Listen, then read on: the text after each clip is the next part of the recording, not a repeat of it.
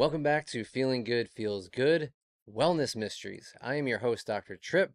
This is the podcast where we make feeling good feel simple. Each episode is a story about a fictional patient, and every detail is a clue. It's your job to figure out the clue before the reveal. And then after the reveal, it's our job to make things feel simple and easy so that you can use this in your day-to-day life. Today's patient is a fictional composite inspired by real clinical experiences. Results vary, and nothing in this episode constitutes medical advice. I want you to meet Moses Elsopo, 42 years old, electrician from Philadelphia. And when he walked into my office, he said something before he even sat down. He said, "Doc, I need you to know. I need you to know this thing. I'm not a complainer. I drink my water. I work out. I eat well, and I'm doing everything right." And then he sat down and he said, "But I still feel terrible." That last sentence, said by a man who already told me he's doing everything right, that's not a complaint. That's a mystery. Moses runs his own electrical contracting business. He's an electrician. He's been there for 12 years, and he's really good at it. He takes pride in doing clean work, but lately, it's been slipping. Headaches in the afternoon almost every other day, energy that falls off a cliff around 3 o'clock, neck and shoulder tightness that's worse after workouts, and it's after workouts that used to feel good. Now, they're causing symptoms. It's back pain that keeps returning no matter what he does. He has been getting adjusted by chiropractors regularly, and he said he only feels better for a day or two each time, and then everything comes back. Like his body just won't be restored. He said, "I used to feel good. I genuinely cannot remember when that stopped." I said, "All right, let's figure it out. Start by telling me what's going on in a normal day." He said, "In the morning, I start with 2 to 3 cups of coffee, and I drink water throughout the day. Constantly," he said. "I'm always drinking water. My work is a physical job, and I go to the gym 3 to 4 times a week. I eat reasonably well, good protein, decent vegetables." I asked him about fruit. He paused, and he said, "Not too much, actually. I do love grapes when I have them, especially red grapes." And then almost as an afterthought, he randomly told me he likes grapes, but he hates raisins. And he's actually feeling like a raisin lately, like he's lost all his juice. And I looked at him a little bit more, his eyes, his skin, and I thought, you know what? Maybe you're more right than you realize. So I asked him how he slept the night before. He laughed a little. He said, "Not great." He was up late watching things. He said he's been on a documentary kick. He was drawn to 2 stories about people who went to extraordinary lengths to get things. He had just finished one about the Nazca lines in Peru, these massive ancient drawings in one of the driest deserts on Earth. Something about it got to him. And before that, he said he had watched a Gandhi documentary. He said the part that stuck with him the most was the 1930 march. A man walking 40 miles to reclaim something so basic, it almost defies explanation. He said he couldn't figure out exactly why anyone would walk that far for something like that, but it made complete sense to me, and for somebody like Mr. Elsopo. I asked him if he watches anything that's not a documentary. He smiled. He said he rewatched Mad Max Fury Road recently. He loves the film, and he said there was a line in there that stuck out to him as well. The villain said, "Don't become addicted to water. It will take a hold of you, and you will resent its absence." I, again, found that very interesting. I asked about the workouts. He pushes hard. He replaces fluids with water after, sometimes a protein shake. He doesn't drink many sports drinks because he said he had to cut out sugar. I asked him about his history of sports. He said he used to play soccer as a kid, and he felt incredible. He loved playing soccer with his friends, and he had vivid memories of the halftime when he would get orange slices and sports drinks. He used to love hanging out with his friends. He said he used to feel so great after doing that. But now, when he tries to play soccer or do anything, he feels worse the next day. Like his workouts cost him something that he just can't recover. I asked him more about his work week specifically. He said it's fine mostly, but he has been forgetting things. Forgetting more than usual. He said the worst one were his spark plugs. He keeps leaving them behind, and he keeps arriving at a job and realizing he doesn't have what he needs to make things fire. He laughed when he said it, but I could see it bothered him a little bit more than he let on. He kept going back to those dang spark plugs. He said, "I feel like I have a loose connection somewhere," and he's an electrician, so that makes sense on why he thinks about things in that way. Now let me tell you a little bit about what I found when we started to do more of the exam. I checked his blood pressure sitting, and then I asked him to stand, and I checked it again. His systolic blood pressure dropped more than 20 points the moment he stood upright. He reached for the table without even thinking about it. He said, "Yeah, that happens a lot. If I stand up too fast, I feel like I'm going to pass out." Even though Moses' blood pressure dropped when he was standing too fast, His doctors told him that he was pre-hypertensive, that he was very close to being diagnosed with high blood pressure. For this reason, they recommended to stay away from salt and salty food. Moses took that to heart. He said, not only am I super hydrated, but I stay away from salt completely. He avoids salt on his doctor's orders. I said, okay, just to calm him down, chatted him up a little bit, asked him where he went to school. He said he went to the school of the University of Florida, studying electrical systems. He said he absolutely hated the heat in Gainesville. He did not like the temperature. It made him feel terrible, but he loves the sports team, particularly the football team. He was a big Gators fan. This got him excited and helped him come back to the present moment. I moved on, and I did ask him about his skin, and he said, how did you know that? It has taken a little bit of a turn. There's more wrinkles than I expect at my age, and it feels less alive looking. He felt a little ashamed, but I asked him to hold out his hand, and I pinched the skin on the back of it and released. We're looking to see if the skin snaps back immediately or if it takes time. Moses' skin stayed tented in that pinched position. He looked at it and said, huh? What does that mean? I told him it was a clue, but we still had more to get through. I asked him how he was doing with all these symptoms emotionally, how he was handling all this stuff, the headaches, the fog, the forgetfulness, not just the symptoms, but how are you actually doing? And he got quiet for a second, and he said, honestly, I feel so scared. My symptoms are scaring me. The forgetting things at work scares me. He said he used to feel solid, reliable, like a man who had things handled. Now he feels like something is wrong and nobody can identify it. And that fear sits on top of everything else that already scares him. He says he feels like he doesn't know when, but at some point recently, fear had become his prime emotion. Things that he didn't even used to care about. The economy, climate change, the state of the world. He said it's been building for a couple years. He cannot tell any more where this came from than the physical symptoms. He said, I just have been existing in a low-grade state of fear, tiredness, and forgetfulness, and I don't know how to turn it off. I asked him one last question before checking his spine. Tell me about going to the bathroom. What's going on there? He said, it is completely clear all day, and I go constantly, so I know I'm hydrated. I drink lots of water, and I'm going to the bathroom all the time, and the urine color is clear. He said this with confidence, like this is the one thing that he was certain about. I already figured this might happen, but as soon as we started doing any muscle release, he was incredibly sensitive. Trigger point release is always something that's a little tough, but he was way more sensitive to the treatment than somebody of his age, physical activity, and relatively clean past health history should be. Even just the slightest pressure produced significant discomfort in Moses' muscles. And that was the last piece that I needed. Okay, have you picked up on these clues or have an idea about something that he might be missing? Before I reveal the solution to the mystery, do you think you have it figured out? Do you know it exactly? Are you kind of in the general area of thinking it might be this category of solution, or are you completely lost? Let's start to break it down. First, his name, Moses Elsopo. Let's start with his first name. I was thinking of one meaning when I thought of this name, but it actually had multiple meanings that match this mystery. I gave him the name Moses because it reminded me of osmosis, the process by which water moves into the cells, the mechanism of cellular hydration. But then I realized Moses also parted the Red Sea, led people through a desert, and struck a rock that brought forth water. His name was the mechanism and the myth simultaneously. Elsopo. L for electrolytes. S-O, sodium. P-O, potassium. Moses Elsopo.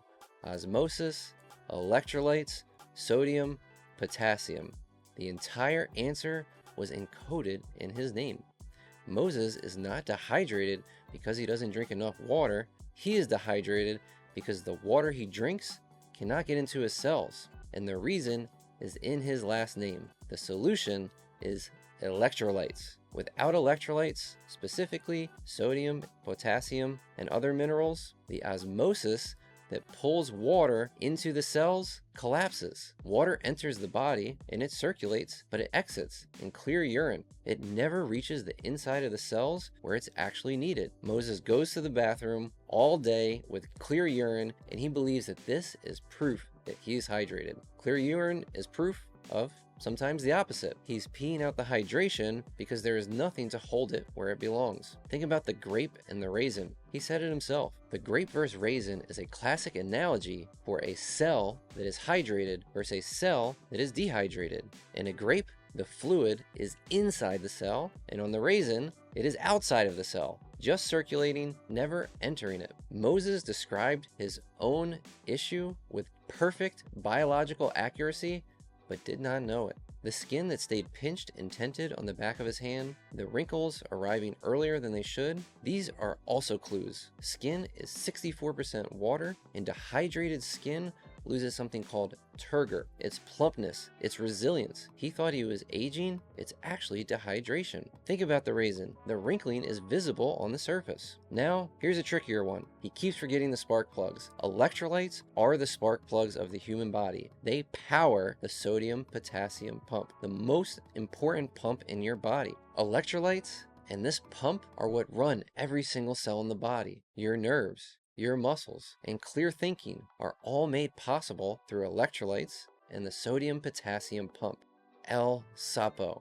Electrolytes, sodium, potassium. Do you remember what Moses' job was? He was an electrician, and his job as an electrician is to make sure each system has what it needs to be firing. Electrolytes, electrician, this was all part of the mystery.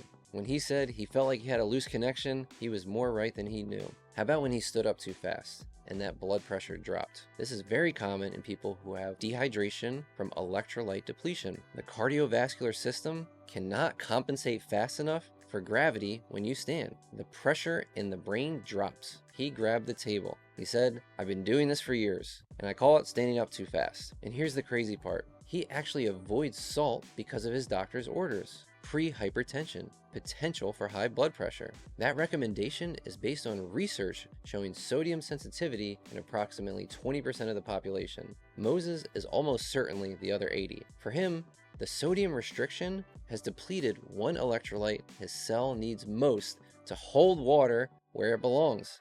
His doctor gave him advice that made his underlying problem significantly worse. Where did he go to school? He went to the University of Florida. He loves the Gators, specifically the football team. In 1965, kidney doctor at the University of Florida named Dr. Robert Cade asked a simple question. Why do Gators wilt in the second half while their opponents don't? He found out that the players' electrolytes were depleted and their blood volume was low. So he created a drink to replace what they were losing. They named it after the Gators. Moses went to the school that invented the solution to his problem, Gatorade. And he cut that solution out of his life 2 years ago because of sugar and salt. Gatorade famously comes from a doctor who was supporting the University of Florida football team. That story has been shown on multiple documentaries and has even been used in commercials. I wonder if Moses saw any of that. Okay, now Gandhi's march. 240 miles to the sea to reclaim something taken from him. Our patient Moses was moved by this without even knowing why. He knows now. Gandhi was marching for the right to have sodium chloride, the primary electrolyte of cells. It was called the Salt March. I referred to this as the March of 1930, but it was also famously known as the Salt March. In the documentary, Moses watched a man walk across a country for the molecule his own body is starving for. And even the villain in the Mad Max movie said, "Don't become addicted to water. It will take hold of you and you will resist its absence." All of these have the theme of dehydration and seeking hydration. Moses was drinking water constantly, but none of it was reaching his cells. He would go to the chiropractor and get relief, but the relief would not last very long. Our spinal discs are 70 to 90% water, and they rehydrate during sleep, but only if there are adequate electrolytes to pull water back into the spinal discs through osmosis. Moses' spinal discs cannot fully rehydrate overnight. They remain compressed. The adjustment restores mobility and improves fluid exchange, but within 48 hours, his disc, just like the rest of his body, is completely dehydrated again. He is not retaining relief, his discs are not retaining hydration. And let's talk about the fear. In traditional Chinese medicine, the water element's emotion is fear. Chronic fear depletes kidney qi, and the kidney system in traditional Chinese medicine governs fluid regulation throughout the entire body. Like in so many cases seen in traditional Chinese medicine, his emotional state matched his physical state, one of dehydration. Two different forms, of looking at the problem and arriving at the same answer. So Moses, Elsopo, the answer was in his name the whole time. So what does he do with this now? Now that we've identified the solution to the mystery, what are some things he can do to become hydrated? Add electrolytes to morning water before anything else. I love using just lemon and lime and iodized sea salt in warm or room temperature water. And this should be before coffee, before food. Morning is one of the most important windows for proper rehydration. And using iodized sea salt, lemon and lime bring absorption and electrolytes to the body. So stop measuring hydration by urine clarity alone. Clear urine means electrolytes are being diluted. Pale straw yellow is actually the target. Moses was proud of the wrong thing. We don't want dark yellow or clear white. It should be pale yellow in between. And he needs to start eating fruit. Avocado, super high in potassium. Oranges, leafy greens, cucumbers, watermelon. These foods carry water and electrolytes together the way nature packed hydration before we separated them. The orange slices he talked about at halftime when he was a kid were not random. His body was telling him something 30 years later. He remembered those orange slices and sports drinks so vividly because it's exactly what his body was craving. Have the sodium conversation with your prescribing doctor. Not to ignore the advice, but to ask, am I sodium sensitive or not? And get potassium addressed alongside the sodium. The ratio matters more than the number alone. Replace electrolytes after workouts, not just water. The post-workout crash is electrolyte depletion from sweat without replacement. Plain water after exercise dilutes what remains. A proper electrolyte solution after every session, bringing that feeling he had after his soccer games back to him again. And for all the chiropractors, providers, PTs, acupuncturists listening,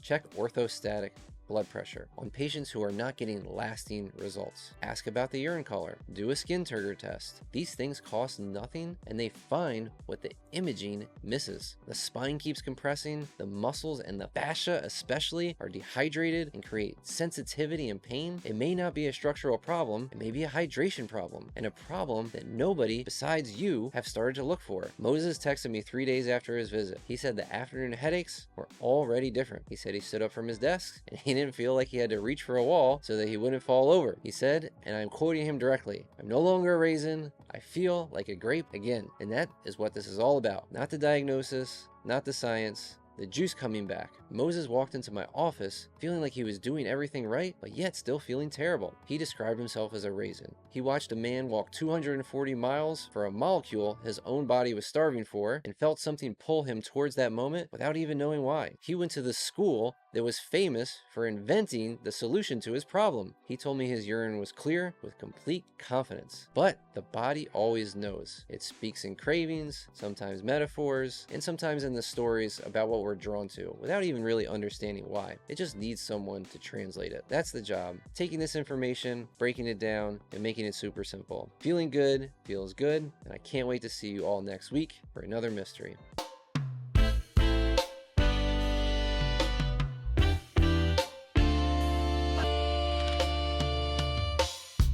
Welcome to a state of feeling good. It's how we live and how you could. Just know it's how we're all meant to be. If things are off, listen to your body. It can tell us exactly what we need. Physical, emotional, nutritional, or mentally. No need to worry, it's reached accessibly. No matter how you felt or what you've heard, well-being's for everyone, it's what you deserve. Ease and joy are yours once it's understood. No need to fear because feeling good feels good.